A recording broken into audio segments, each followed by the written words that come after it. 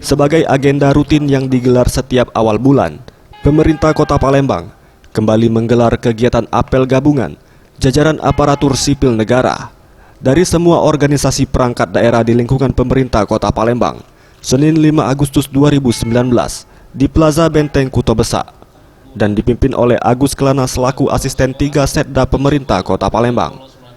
Agus Kelana, asisten 3 Setda pemerintah Kota Palembang, mengatakan apel ini sendiri bertujuan untuk membangun kedisiplinan dan menjadi penyemangat bagi para ASN ketika melaksanakan kewajibannya, meski tidak dipantau langsung oleh pimpinan.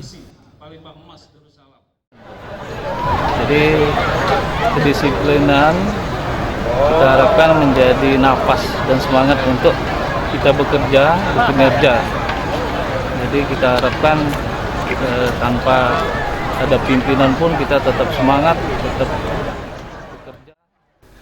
Dalam kesempatan ini juga dilakukan evaluasi terkait penempatan para staf ASN yang ada, dan dihimbau agar setiap OPD dapat kembali melakukan penataan terkait penempatan staf sesuai dengan bidang dan latar belakang pendidikan, agar para staf tidak terlalu lama beradaptasi dan dapat segera melaksanakan tugas. Tim Liputan Sriwijaya TV.